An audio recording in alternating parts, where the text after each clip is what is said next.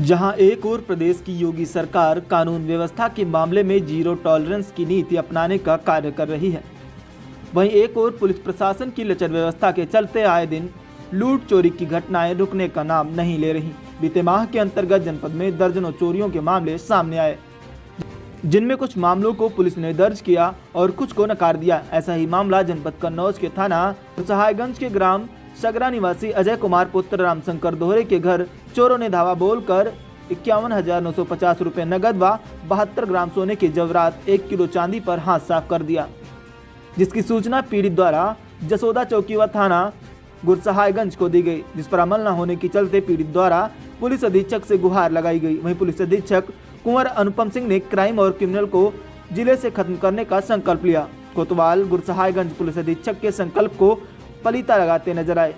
पीड़ित द्वारा लोकतंत्र के चौथे स्तंभ मीडिया का सहारा लिया गया और मीडिया को आपबीती बताई गई। क्या पुलिस प्रशासन अपनी जिम्मेदारियों को समझते हुए निष्पक्ष जांच कराकर पीड़ित को न्याय दिलाने का काम करती है या नहीं, यह देखने वाली बात होगी। जबकि पीड़ित द्वारा घटना में संलिप्त लोगों के नाम भी बताए गए हैं। क्या पुलिस ऐसे लोगों पर शिकंजा कसते हुए इस चोरी की वारदात की परतों को खोलने में कामयाब होती है या नहीं, यह देखने की बात होगी। अमित मिश्रा, कन्नौज, R9 भारत। नमस्कार, R9 भारत में आपका स्वागत है। इस समय मैं मौजूद हूं जनपद कन्नौज के गुरसाईगंज थाना क्षेत्र के सगरा ग्राम में। मैं आपको बताता चलूं, गत बीती रात को यहां पर एक चोरों ने चोरी की घटना को अंजाम दिया और उस घटना को हुए आज लगभग 5वां या 6ठा दिन है। पीड़ित परिवार द्वारा संबंधित कोतवाली और संबंधित चौकी पर भी इसकी सूचना दी गई। बावजूद इसके अभी भी पीड़ित परिवार को कोई भी उचित कार्रवाई की जो होनी चाहिए बात, वो इनके समझ में नहीं आ रही। आखिर क्या मुद्दा है, क्या वारदात है? चलिए मैं आपको उन्हीं परिजनों से, उन्हीं पीड़ित व्यक्तियों से आपको रूबरू करवाता हूं और पूछता हूं आखिर वारदात कब हुई और क्या वारदात हुई। जी भाई साहब, क्या नाम है आपका? अजय कुमार। कहाँ रहते हो? सगरा। कौन सा थाना पड़ता है? गुरसाहिगंज। आपके यहाँ क्या घटना हुई और कब ये घटना हुई है? हमारे 29-30 की रात में ये घटना हुई है सर, चोरी की। जी। चोरों ने बाहर से आकर हमको बंद कर दिया। मेरे घर पर रखा सामान लगभग 6 लाख रुपए का जेवर नगद ले गए। मेरे घर पर एक बार पहले साइफन चोरी हो गया, लोगों ने देखा, मैंने उनसे कहा तो वो उठा कर रख गए। इसके बाद गोदाम पर चोरी हुई, 18 पैकेट गेहूँ चोरी कर लिए। पुलिस ने ज़बरदस्ती मेरे भाई कोटेदार को ज़बरदस्ती धमका के सुलाई करवा दी। उसी के चलते रंजिश उन्होंने मेरे पास दोबारा अंजाम ये दिया और मेरे घर पर चोरी की। मैंने नामदर्ज खोला, रिपोर्ट दर्ज की। पुलिस कहती रंजिश है, इनकी पुरानी दुश्मनी है, इस कारण से हमारी कोई सुनवाई नहीं कर रही है। मैंने इस घटना की जसोदा चौकी इंचार्ज को सूचना दी। इसके थाने इंचार्ज थाना गुरसाहिगंज गए, वहाँ पर मुझको गाली गलौज जो भद्दी और भ्रष्टाचार के साथ जासूचक शब्दों के साथ हमें अपमानित किया गया और वहाँ भगा दिया गया। इसके बाद मैंने SP साहब को भी प्रार्थना पत्र दिया, वहाँ से भी मेरी कोई सुनवाई नहीं हुई। इसके बाद मैंने पोर्टल IGRS मुख्यमंत्री जी को अवगत कराया, वहाँ से भी कोई मेरी सुनवाई नहीं हो रही है। मैंने 10 क्षेत्र पर भी संपर्क किया, उससे भी कोई आज तक मेरी हेल्प नहीं हो रही है। मैं क्या करूं? पीड़ित परिवार इस समय।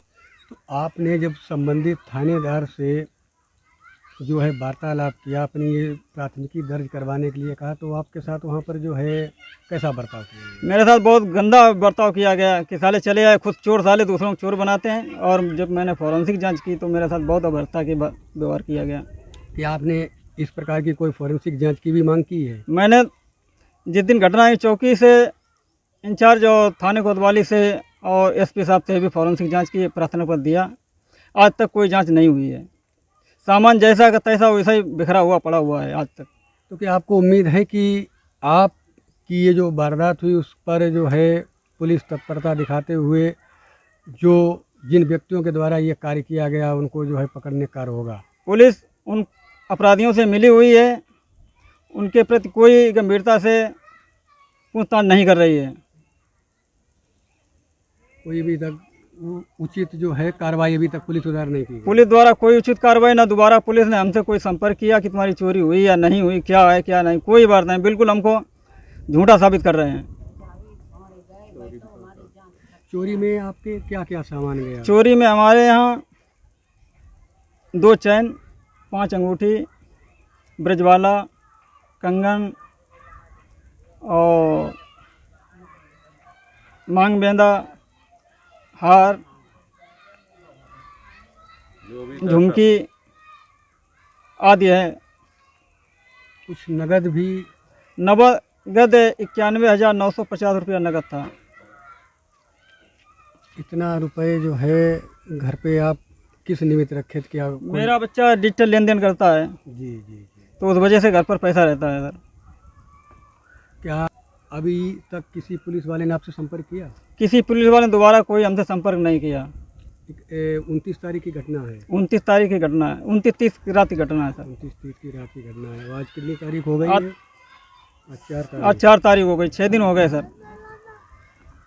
देखने वाली बात होगी कि इस पीड़ित परिवार के द्वारा जो इनके घर में एक वारदात हुई, जो घटना हुई है, मैं आपको दिखाना चाहूँगा कि ये मकान है और ये इधर से एक जीना पड़ता है।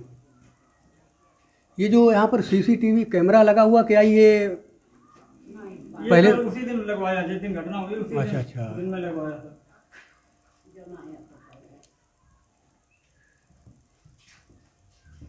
इधर आपके जो है इस कमरे में आप लोग लेटे हुए थे? इसमें मम्मी और छोटे भाई, छोटे बच्चे लेटे हुए थे। देख सकते हैं यहाँ पर ये सामान जिस अवस्था में यहाँ पड़ा है ऐसा ही पड़ा था या? ये ऐसा ही पड़ा था, केवल 2 अटैचियाँ बाहर पड़ी थी, वो पुलिस वाले जबरदस्ती उठवा कर रखवाई। मैंने कहा इसकी फोरेंसिक जांच करवाओ, कोई फोरेंसिक जांच नहीं करवाई और जबरदस्ती उठवा कर यहाँ रखवा दिया। अभी तक क्या मेरे निशान मिटवाना चाहती थी पुलिस। क्या अभी तक जो है आप लोगों ने जो है यहाँ पर जो भी वस्तुएं उन पर किसी पे हाथ लगाया है? अभी तक मैंने कोई चीज़ें नहीं छुई हैं जिनकी मैं फोरेंसिक जांच करवाना चाहता हूँ। जो चाबियां अंदर ला करके मैंने नहीं छुई हैं, चाबियां लगा कर खोली हैं दोनों सेफों की, आज तक कोई जांच नहीं की। ये भी एक सोचनीय और विचारणीय विषय है। अगर पुलिस के द्वारा ये समझ में आता कि ये वारदात जो है मिथ्या है, झूठी है, तो ये एक जांच का विषय है और इस पर जांच होनी चाहिए। आप देख सकते हैं किस प्रकार से यहाँ पर चाबियों के द्वारा इन सेबों को खोला गया।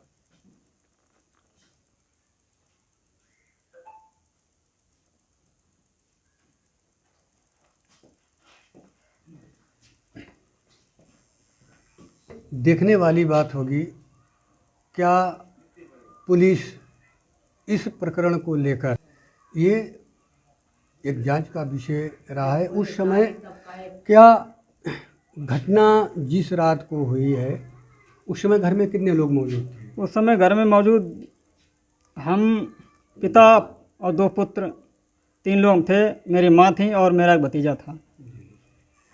माता जी, जब ये चोरी की घटना हुई उस समय आप सो रही थी क्या? हम सो ही रहे थे साहब, हमने कोई चीज़ नहीं जानी। सवेरे हम उठे हैं भुरारे 6 बजे, तब हमने देखी कुंडी खींची नहीं खुली। तब हमने बुलाओ, तब लल्लन टेरो पापा आवो, कुंडी कौने बाहर से लगाई, खोलो किबारा। तब इनने जाते खोले किबारा, तब जाओ की कुंडी बंद।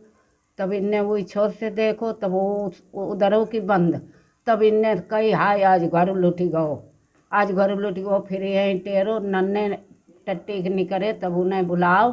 काम लगे कहीं नन्हे मामा की बारा खोलो, हमारे सबरे गेट बंद करके हमें लूट ही लो।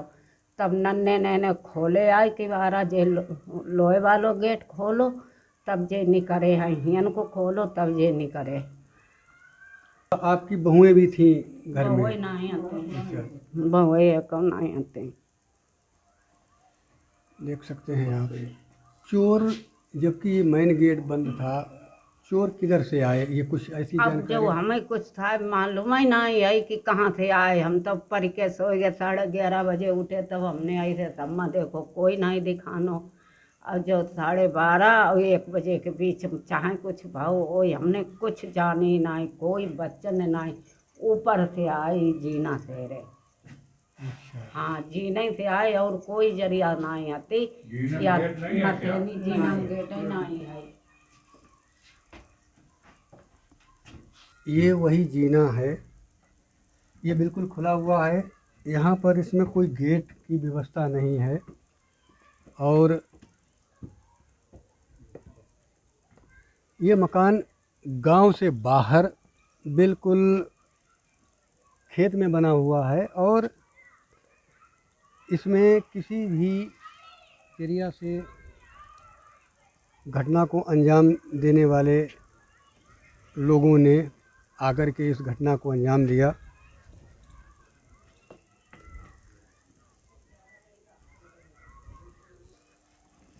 देखने वाली बात अब ये होगी कि पुलिस कितनी तत्परता दिखाती है, और तत्परता दिखाकर इस चोरी की वारदात की परतें खोलते हुए इस घटना का खुलासा करती है।